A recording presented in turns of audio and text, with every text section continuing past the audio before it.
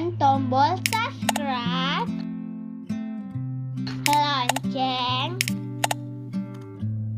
like, and share. Nah, baiklah, hari ini kita akan belajar tentang ciri-ciri makhluk hidup. Makhluk hidup itu ada 3. Pertama, manusia, hewan, tumbuh-tumbuhan. Nah, dari 3 makhluk hidup itu semuanya hampir sama mempunyai ciri-ciri makhluk hidup.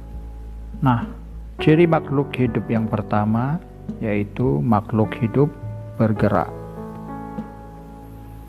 Jadi semua makhluk hidup itu bergerak. Nah, bergeraknya itu berbeda-beda caranya. Jadi berbedanya itu sesuai dengan tempat tinggalnya. Ada yang tinggal di air, pergerakannya berbeda dengan tinggal di daratan, dan berbeda dengan yang lebih banyak hidupnya di udara atau dengan cara terbang. Nah, baiklah, kakak akan jelaskan. Contoh misalnya kupu-kupu. Kupu-kupu ini bergerak dengan cara terbang. Dia menggunakan sayap. Karena kupu-kupu ini mempunyai sayap sehingga ia bisa terbang.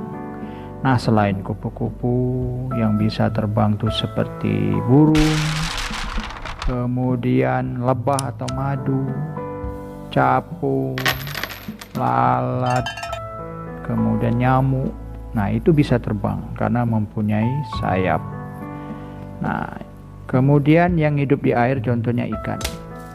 Nah, ikan ini bergeraknya dengan cara berenang. Dia menggunakan sirip. Siripnya itulah yang menggerakkan tubuhnya sehingga ia bisa berenang. Selain ikan contohnya yang bisa berenang, cumi-cumi, sotong, gurita, penyu, itu bisa berenang. Kemudian ada yang bergeraknya dengan cara merayap. Merayap ini dia menggunakan perutnya untuk bergerak. Contohnya misalnya ular. Oke, selain ular, cacing juga bergerak dengan cara merayap menggunakan perutnya. Nah, kalau manusia itu bergerak dengan menggunakan kaki dan tangannya. Nah, bukan hanya sekedar hewan dan manusia bergerak, tumbuhan juga bergerak, cuma hampir berbeda. Kalau hewan pergerakannya itu nampak cepat, tapi kalau tumbuh-tumbuhan dia bergerak dengan waktu yang lama. Dengan waktu yang lama kita bisa tahu bahwa tumbuh-tumbuhan itu bergerak. Contohnya misalnya bunga mekar. Nah, ini pergerakan tumbuh-tumbuhan. Jadi dia mekarnya itu bukan satu hari langsung mekar, tidak. Berhari, berbulan, bisa setahun baru dia mekar. Kemudian akarnya tumbuh memanjang. Jadi akarnya itu pertama pendek, lama-lama terus panjang-panjang tumbuh ke dasar bumi. Nah, itu pergerakan tumbuh-tumbuhan. Itulah ciri-ciri makhluk hidup bergerak. Nah, yang kedua, makhluk hidup memerlukan makan. Jadi semua memerlukan makan. Nah, kita manusia saja perlu makan. Nah, kenapa makhluk hidup itu perlu makan? Nah, manfaatnya itu supaya bisa tumbuh, kemudian menghasilkan tenaga untuk bergerak. Bayangkan kalau kalian aja satu hari aja bulan puasa itu, kalau tidak makan itu udah terasa lemas. Apalagi berminggu sampai berbulan bisa mengakibatkan kematian. Nah, jadi kita akan mempelajari tentang makhluk hidup memerlukan makan. Manusia makan tumbuh-tumbuhan dan hewan. Hewan ada yang makan tumbuhan dan ada yang makan daging atau hewan lain. Tumbuh-tumbuhan juga makan. Jadi tumbuhan makannya beda sama hewan. Nah, kakak jelaskan dulu hewan. Nah, hewan yang makan tumbuh-tumbuhan. Hewan yang makan tumbuh-tumbuhan itu contohnya misalnya hewan yang makan tumbuh-tumbuhan, contoh kambing. Kambing makan rumput. Kemudian kerbau. Kemudian biri-biri, kelinci, jerapah, gajah, itu makan tumbuh-tumbuhan.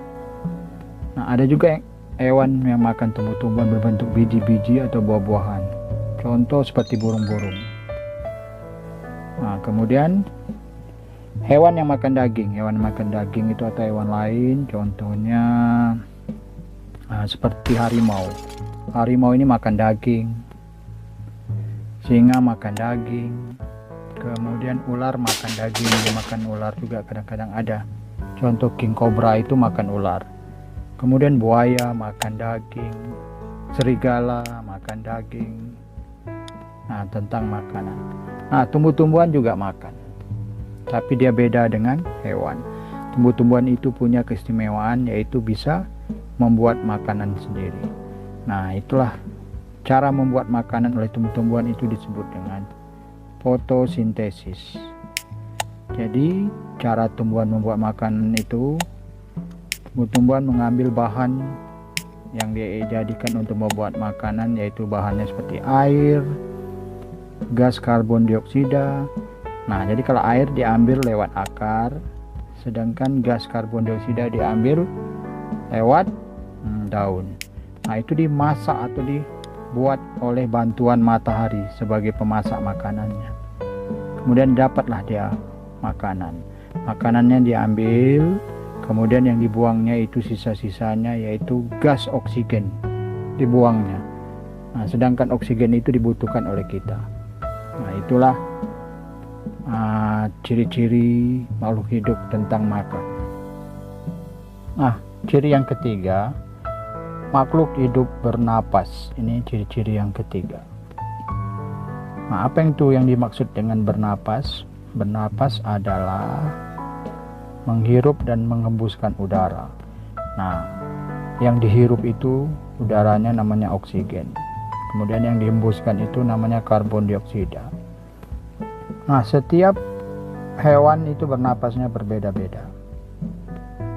Ada yang bernapas dengan paru-paru, ada yang bernapas dengan kulit, ada yang bernapas dengan insang. Nah, sedangkan manusia itu bernapas dengan paru-paru. Jadi ada hewan yang bernapas dengan paru-paru, contohnya adalah seperti kerbau, kambing, burung, nah kemudian serigala, harimau, unta, rusa, biri-biri itu bernapas dengan paru-paru. Nah, kemudian ada juga hewan yang bernapas dengan insang. Contohnya insang ini seperti ikan, kemudian cumi-cumi, ubur-ubur, kemudian gurita. Nah, itu bernapas dengan insang. Kemudian ada yang bernapas dengan kulit, contohnya seperti cacing. Nah, sedangkan tumbuh-tumbuhan juga bernapas. Bernapasnya tumbuh-tumbuhan melalui daun. Nah, ciri-ciri yang keempat itu makhluk hidup tumbuh. Jadi makhluk hidup tumbuh.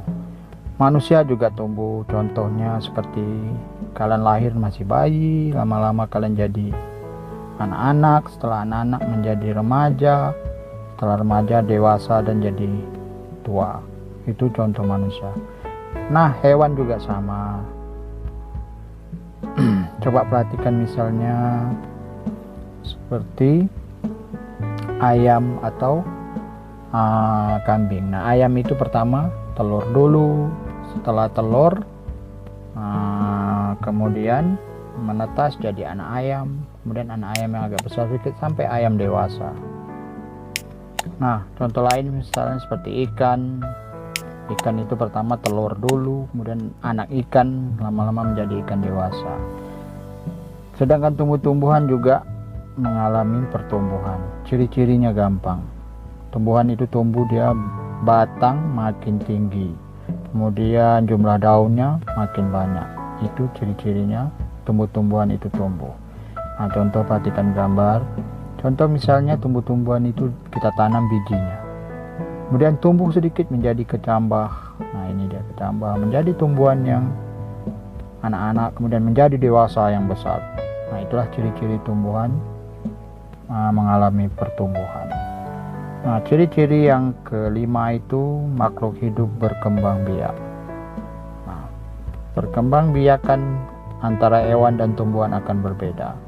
Kakak jelas dulu perkembangbiakan hewan.